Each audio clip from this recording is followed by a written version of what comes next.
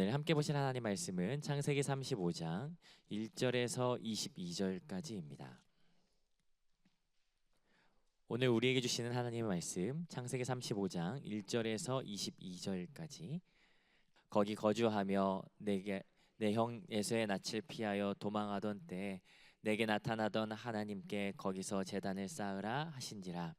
야곱이 이에 자기 집안 사람과 자기와 함께한 모든 자에게 이르되 너희 중에 있는 이방 신상을 버리고 자신을 정결하게 하고 너희들의 의복을 바꾸어 입으라.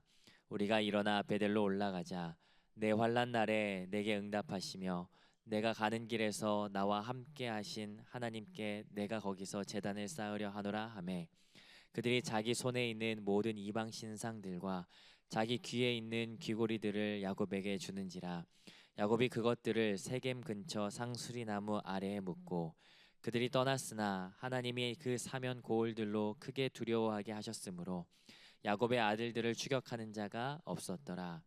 야곱과 그와 함께한 모든 사람이 가나안 땅 루스 곧 베델에 이르고, 그가 거기서 제단을 쌓고 그곳을 엘베델이라 불렀으니 이는 그의 형의 낯을 피할 때 하나님이 거기에서 그에게 나타나셨음이라.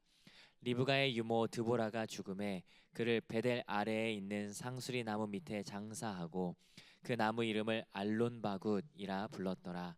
야곱이 밧단 아람에서 돌아오매 하나님이 다시 야곱에게 나타나사 그에게 복을 주시고, 하나님이 그에게 이르시되 내 이름을 야곱이지만은 내 이름을 다시는 야곱이라 부르지 않겠고 이스라엘이 내 이름이 되리라 하시고, 그가 그의 이름을 이스라엘이라 부르시고, 하나님이 그에게 이르시되 나는 전능한 하나님이라. 생육하고 번성하라 한 백성과 백성들의 총회가 내게서 나오고 왕들이 내 허리에서 나오리라. 내가 아브라함과 이삭에게 준 땅을 내게 주고 내가 내 후손에게도 그 땅을 주리라 하시고, 하나님이 그와 말씀하시던 곳에서 그를 떠나 올라가시는지라. 야곱이 하나님이 자기와 말씀하시던 곳에 기둥 곧 돌기둥을 세우고 그 위에 전제물을 붓고 또 그 위에 기름을 붓고 하나님이 자기와 말씀하시던 곳의 이름을 베델이라 불렀더라.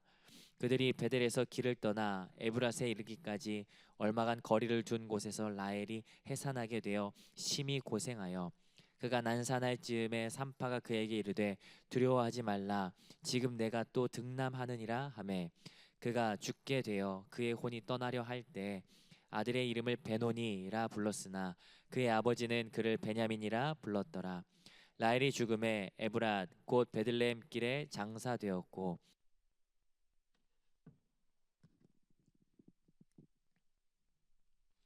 함께 말씀을 살펴보도록 하겠습니다.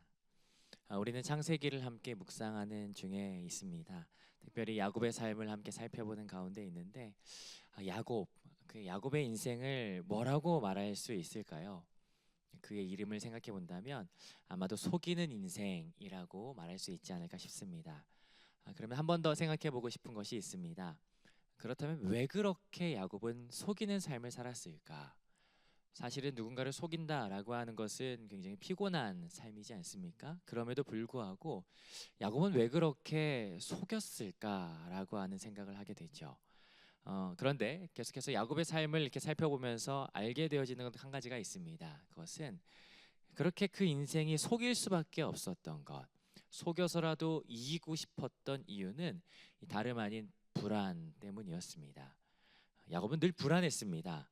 형 에서를 이기지 못해서 불안했고요. 속여서 복을 탈취했는데, 그래서 이겼는데 형의 분노가 무섭고 불안했습니다. 그래서 도망을 가게 되죠. 그리고 나서 돌아올 때에도 야곱은 불안했습니다. 그래서 선물들과 가족들 맨 앞에 이렇게 내다보내고 자기는 불안해서 맨 뒤에 쫓아오는 그 모습을 우리가 같이 함께 묵상했습니다. 야곱은 불안해하는 것을 보게 됩니다.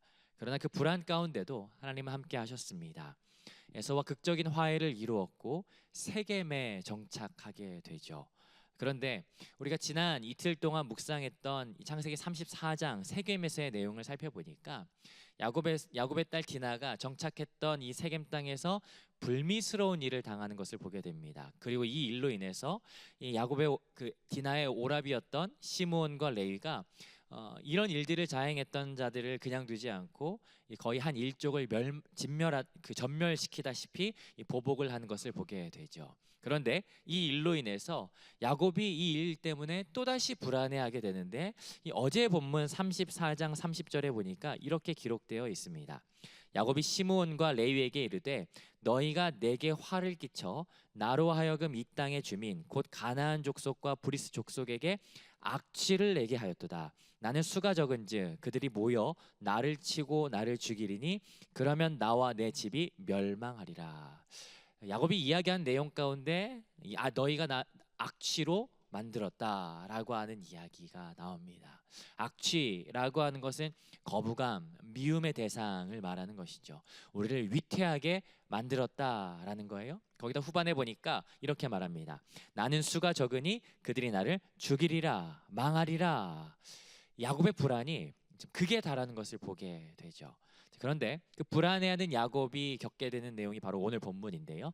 오늘 내용은 네 부분으로 구분을 할 수가 있을 것 같습니다. 1절부터 4절까지는 세겜에서 베델로 가는 여정의 이야기고요.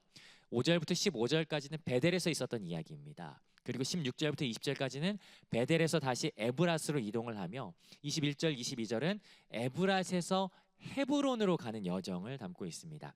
야곱에게 어떤 일들이 일어나는지 지리적 이동과 함께 살펴보도록 하겠습니다.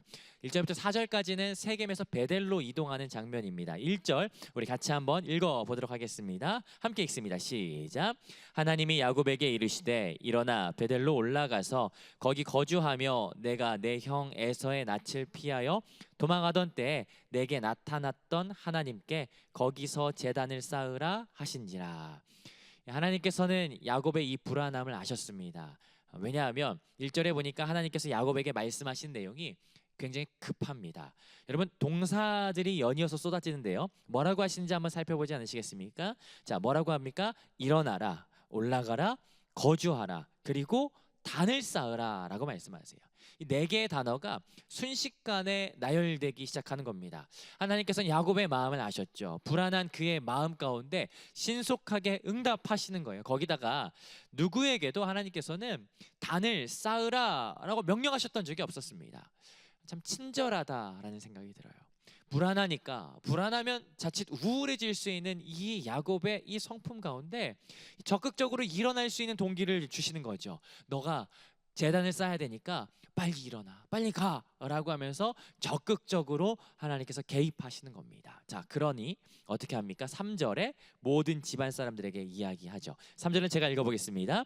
우리가 일어나 베델로 올라가자. 내 환난 날에 내게 응답하시며 내가 가는 길에서 나와 함께 하신 하나님께 내가 거기서 제단을 쌓으려 하노라 하매 가자, 나와 함께 가자 라고 하면서 단을 쌓으러 가자고 말하는 거죠. 자, 그런데 여러분 우리가 다시 일어서는 이 야곱의 모습 가운데 이전에는 없었던 내용을 살펴보게 됩니다. 새로운 모습인데요. 2절 같이 한번 읽어보도록 하겠습니다.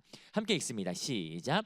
야곱이 이에 자기 집안 사람과 자기와 함께한 모든 자에게 이르되 너희 중에 있는 이방 신상들을 버리고 자신을 정결하게 하고 너희들의 의복을 바꾸어 입으라. 갑자기 야곱이 주도적으로 말하기 시작합니다. 세 가지를 집안 사람들에게 이야기하는데 첫 번째, 너희 중에 있는 이방 신상을 버리라. 두 번째, 자신을 정결하게 하라. 세 번째, 의복을 바꿔 입으라 라고 이야기합니다. 정결하게 하라, 의복을 바꿔 입으라 라고 하는 것은 이제 과거를 청산하고 깨끗하게 새롭게 시작하자라고 하는 그런 의미 아니겠습니까? 그런데 여기 하나 더, 첫 번째로 이방 신상을 버리라 라고 말해요. 우리가 이방 신상이라고 이야기하니까 그래, 이건 우상이구나, 우상을 버리네 라고 곧바로 연결이 되는데요. 당시에 야곱의 문화권에서 이 내용을 다시 한번 생각해 본다면 아직까지는 나 위에 다른 신을 섬기지 말라라고 하는 이 명령이 명확하지 않던 시기였습니다.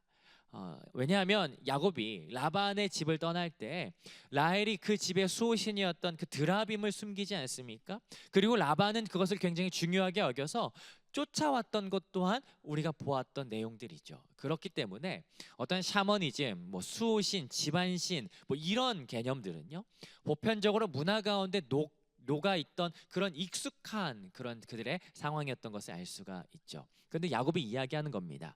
우리 이제 이방 신상 다 버리자. 여러분 뭡니까? 개혁이죠.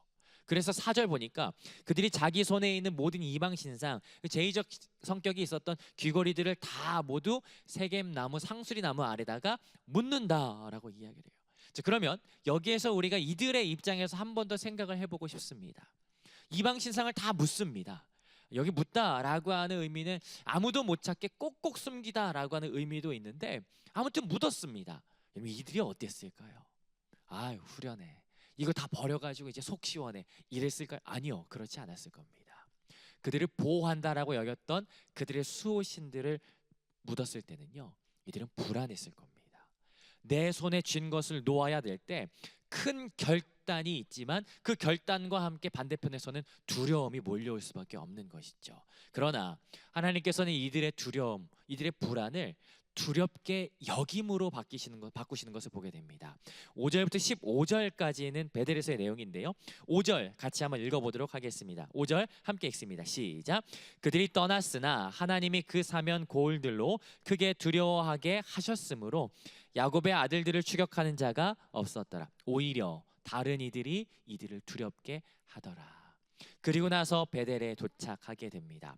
베델에 도착한 야곱. 여러분 아마 베델에 도착했을 때 야곱은 감회가 남다르지 않았을까 싶습니다. 오래전에 에서를 피해서 도망칠 때에도 그 불안과 두려움 가운데 하나님을 만났던 장소가 바로 여기 아니겠습니까? 그런데 베델에 도착하자마자 뜻밖의 사건을 마주하게 되죠. 그것은 8절입니다.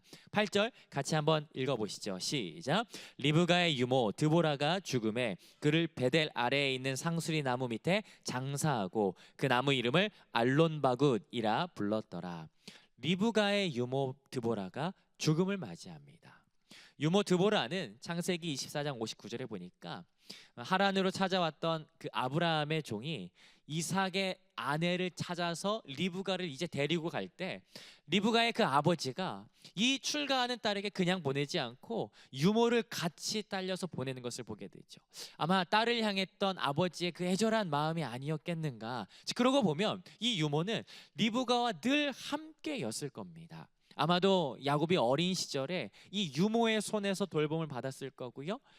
그 유모와 굉장히 친밀한 유대감을 누렸을 겁니다. 자, 그런데 야곱이 형의 장자권을 빼앗아서 이렇게 에서의 분노를 피해서 달아나는 그때 창세기 27장 45절에 보니까 그 어머니 리브가가 야곱에게 이렇게 이야기합니다. 야곱아, 지금은 도망가라. 그런데 때가 되면 내가 사람을 보낼 테니까 그때 다시 돌아와라 라고 리브가가 이야기하죠. 학자들은 야곱에게 돌아올 때가 되었다라고 이야기했던 그 기별을 간 사람을 아마도 이 유모 드보라라고 이야기를 한 것 보게 됩니다. 자, 그렇다면요, 이 유모 드보라는 이 어머니와 연결되어 있었던 자기의 마지막 끈이었어요. 어머니와 연결되었던 끈. 어머니의 기별을 가지고 왔고 그 어머니와 따뜻한 그 과거를 추억할 수 있는 그 유모였죠. 그런데 그 유모가 죽었다. 그래서 상수리 나무 아래 장사했는데 그 나무를 뭐라고 부르냐면 알론바굿이라 부릅니다. 이 알론바굿이라고 하는 이름이 어떤 의미냐면 통곡의 상수리입니다. 야곱이 얼마나 울었던지 이 통곡의 상수리, 여러분 아시지 않습니까? 과거가 끊어지는 것만큼 괴로운 것은 없습니다. 베델로 갈 때도 지금까지 나를 지킨다라고 여겼던 드라빔과 귀고리들을 다 상수리 나무 아래에 묻었는데 베델에 왔을 때에도 지금까지 나를 지켜주었던 평생 내 편이라고 여겼던 유모 드보라를 상수리 나무에 묻었던 거예요. 여러분 안 그래도 기질상 야곱은 불안한 사람인데 야곱이 어땠을까요? 이 완전한 불안으로 옷 입은 상태이지 않았을까? 그런데 여러분 그거 아십니까? 우리가 찬양 가운데 그런 찬양이 있죠. 내가 지쳐 무력할 때, 그 다음 가사가 뭔지 아세요? 주님 내게 힘이 되시고. 여러분 그때 야곱에게 하나님이 찾아오십니다. 11절 같이 한번 읽어보겠습니다. 11절 시작. 하나님이 그에게 이르시되 나는 전능한 하나님이라 생육하며 번성하라 한 백성과 백성들의 총회가 내게서 나오고 왕들이 내 허리에서 나오리라. 여러분 그거 아십니까? 수많은 사람들이 하나님을 전능하신 하나님이라고 불러요. 그런데 하나님께서 먼저 찾아오셔서 나는 전능한 하나님이야 라고 자신을 소개하시는 장면은요, 창세기 17장과 35장이 유일합니다. 하나님께서 자신을 소개하시는 거예요. 엘샤다이, 강하신 하나님, 부족함이 없으신 하나님, 능력의 하나님, 변함이 없으신 하나님, 전능하신 하나님으로 야곱에게 임하시는 거예요. 불안하고 두렵고 슬픔으로 가득 찬 그 인생의 가장 밑바닥의 때를 보내는 이때, 그 누구보다 그 무엇보다 가장 크고 강하신 주님으로 찾아오시더라. 이것이 야곱이 만나는 하나님이죠. 그런데 이 하나님의 만남이 얼마나 강력했던지요, 야곱의 인생이 여기부터 달라지는 것을 보게 됩니다. 세 번째 단락은 16절부터 20절인데요, 베델에서 에브라스로 이동을 하게 됩니다. 그런데 그때 16절에 보니까 16절 마지막에 라헬이 해산하게 됩니다. 야곱에게는 2명의 아내와 2명의 첩이 있었죠. 그러나 그 4명 중에 야곱이 가장 사랑하는 아내는 바로 라헬이었습니다. 그런데 그 라헬이 해산을 하는데 17절 뭐라고 하냐면 난산이더라 라고 이야기해요. 그리고 안타깝게 18절 같이 읽어보겠습니다. 시작. 그가 죽게 되어 그의 혼이 떠나려 할 때 아들의 이름을 베논이라 불렀으나 그의 아버지는 그를 베냐민이라 불렀더라. 라헬이 죽게 되죠. 그런데 그 고통이 너무 컸기에, 산통이 너무 커서 라헬이 그 마지막 순간에 그의 아들의 이름을 짓는데 뭐라고 짓냐면 베논이 고통과 슬픔의 아들이라고 하는 이름을 짓습니다. 그런데 드러나지 않지만 야곱이 얼마나 슬펐을까. 또다시 절망이죠, 상실이죠, 괴로움이죠. 얼마 전에 어머니의 유모 그 드보라가 죽음을 맞이했을 때 통곡의 상수리 나무라고 하는 이름을 지을 만큼 이 알론바굿이라고 하는 이름을 또다시 지어야 될 것만 같은데, 그런데 그때 야곱이 어떻게 하냐면 그 아들의 이름을 슬픔의 아들이라고 하는 이름에서 베냐민, 오른손의 아들이라고 이름을 바꿉니다. 인생의 커다란 슬픔을 이제는 좌절로만 받아들이지 않는구나 라고 하는 생각이 들죠.